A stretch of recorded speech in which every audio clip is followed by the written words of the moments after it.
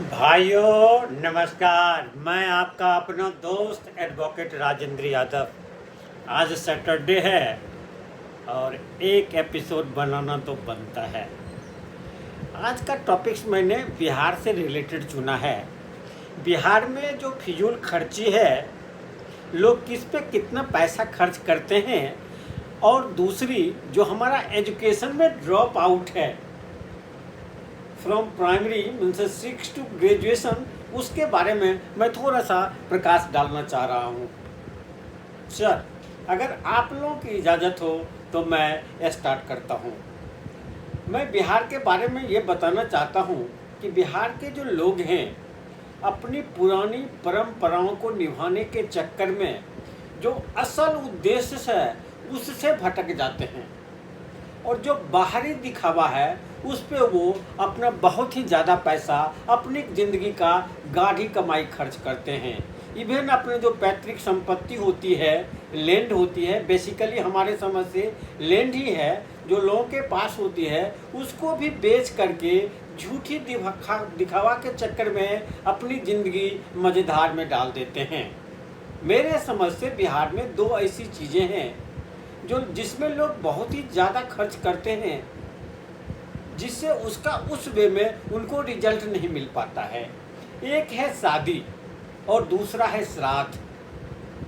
ऐसे तो सब हम लोगों को पता है कि रोटी, कपड़ा और मकान, these are the necessary things.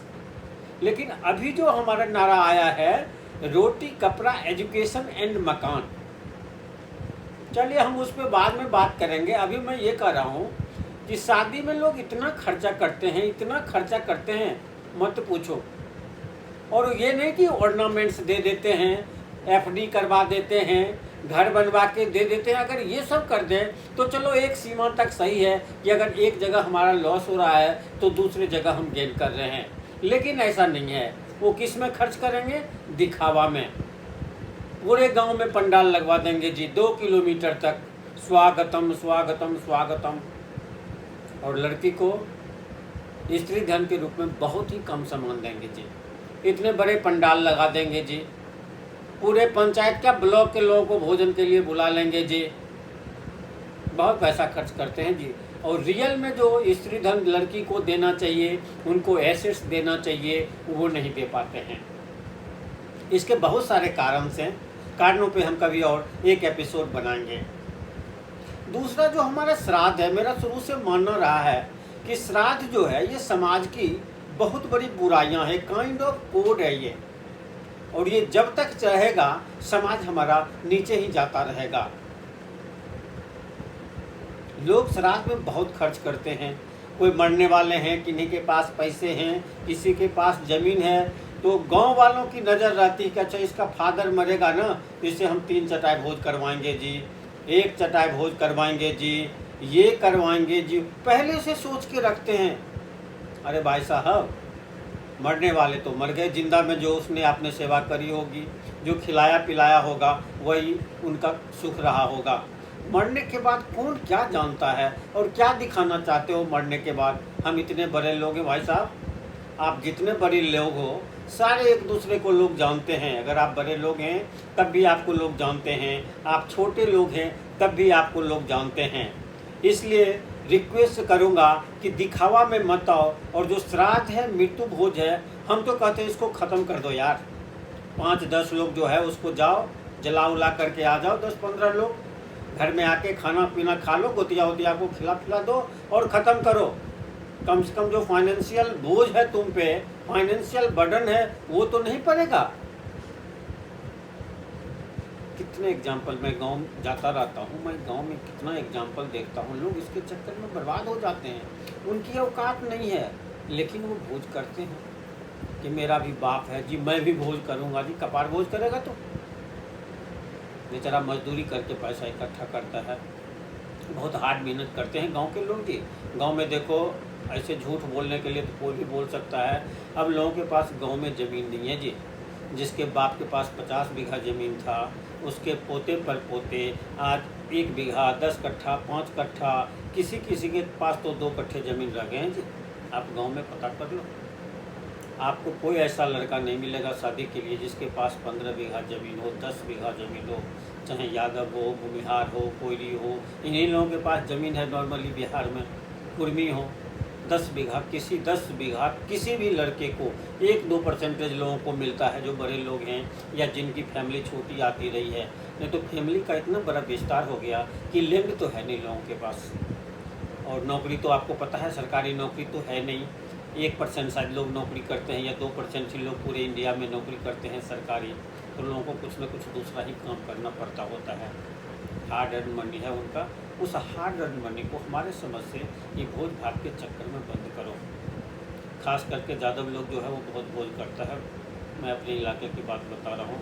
हमारे भूमिहार भाई लोग तो तेज होते हैं जी, वो भोज भात के चक्कर में नहीं पड़ते। अभी कुछ भूमिहार भाई ने किया है, लेकिन जिधर से मैं आता हूँ उधर से भूमिहार भाई के लोग बहुत इंटेलिजेंट होते हैं जी। वो अपने श्राद्ध में इतने कम खर्चे करते हैं, इतने कम खर्च करते हैं, आप समझ नहीं सकते हो। जो यादव जी 5 लाख रुपया खर्च करता है, हमारे भूमिहार भाई उसको 50,000 में निबट के ख़त्म कर लेते हैं। आज भूमिहार भाई के बच्चे इसलिए आगे हैं जी, वो पढ़ाई पे खर्च करते हैं। वो अगर ज़मीन बेचते हैं तो बच्चे को पढ़ाई के लिए करते हैं, और यादव जी ज़मीन बेचता है तो श्राद्ध के लिए बेचता है। इसलिए भाइयों, मैं तो आप लोगों से रिक्वेस्ट करूँगा कि श्राद्ध और शादी पे जितना कम खर्च कर सको, पैसा है तो लड़की को ऐसे दे दो, आगे राज करेगी। आपने अभी रिसेंटली आया था, एक लड़की ने बोला था कि मेरे पापा ने 50 लाख रुपया जमा किए हैं शादी के लिए और 2-4 घंटे में वो सारे उड़ा देंगे। अगर मेरा बाप यही पैसा मेरे को FD करवा दे, कहीं इन्वेस्टमेंट कर दे, तो मैं ज़िंदगी भर के लिए फाइनेंशियल फ्री हो जाऊंगा, फाइनेंशियल एसेट्स मेरे पास हो जाएंगे। वो लड़की ने बिल्कुल सही कही थी, और हम लोग को इस बारे में सोचना चाहिए। फिजूल खर्ची के बदले लड़की को एसेट्स दे दो, लड़की ज़िंदगी भर एंजॉय करेगी, फाइनेंशियल फ्री तो रहेगी। चलो जी, ये तो हो गई सर। अब मैं एक दूसरी बातों पे आ रहा हूँ, थोड़ा बिहार पे आ रहा हूँ।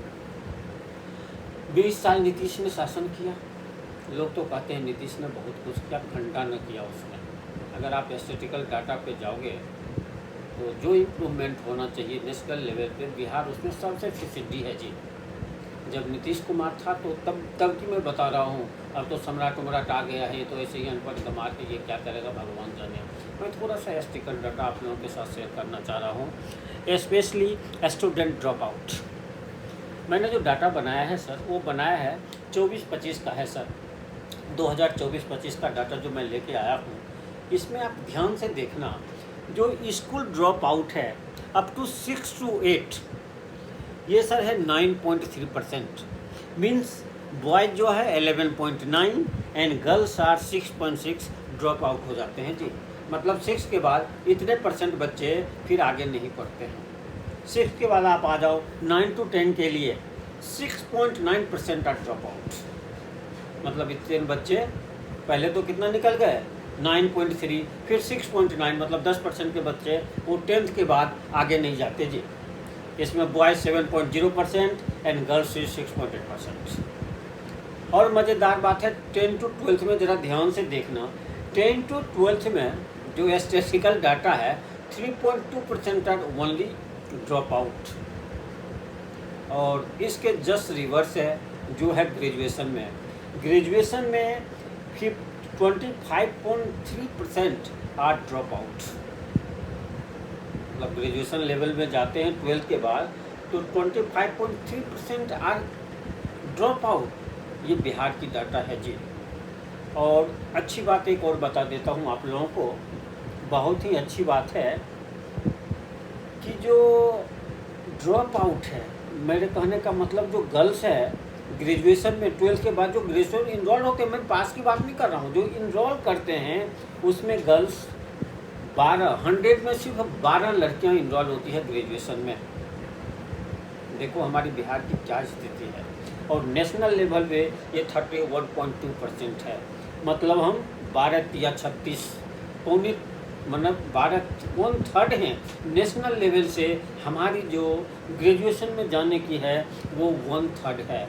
मतलब हम नेशनल लेवल पे कहीं नहीं टिकते। हमारे नीतीश कुमार डिंग हाँकता है, 20 साल राज किया, कुछ नहीं कर सका जी। नेशनल लेवल पे उसकी हमें लोग गालियाँ देते हैं और देना भी चाहिए। और लड़कों का देख लो, लड़का का जो है ग्रेजुएशन में सिर्फ 16.6 मतलब 17 रख लो, 100 में सिर्फ 17% बच्चे मतलब 17 बच्चे ही ग्रेजुएशन में जा पाते हैं, जबकि नेशनल लेवल पे ये आंकड़ा 28 है। मतलब मेरे कहने का ये मतलब है कि हम लोग नेशनल लेवल पे, बिहार नेशनल लेवल पे बहुत ही पीछे है। Reason, there are so many reasons, लेकिन हमें सोचना चाहिए, हमें इसको इम्प्रूव करने की कोशिश करना चाहिए। जब तक एजुकेशन समाज में ज़्यादा नहीं होगा, लोग ज़्यादा पढ़े लिखे नहीं होंगे, तब तक किसी भी समाज का डेवलपमेंट नहीं हो सकता। समाज के डेवलपमेंट के लिए only one key, that is the education. Once you get good education you will be a good person. और जो नीतीश फितीश जो है, सम्राट अभी जो भी है, ये they are not interested to do good for educations. किसी को उधर गोली मरवा रहा है, वो करा रहा है। मैं बोलता हूँ, पूछ लो किसी से, इतना दिनों से आप लोग बिहार में रहते हो, नीतीश ने कितनी यूनिवर्सिटी खोले 20 साल में? आप लोग बताओ, कितने बड़े कॉलेज खोले? आप पटना जैसी जगहों में ले लो, जो शुरू से कॉलेज है, हमें नहीं लगता कि कुछ बड़े कॉलेज इन्होंने खोले हैं। एजुकेशन पे इनका ध्यान नहीं है।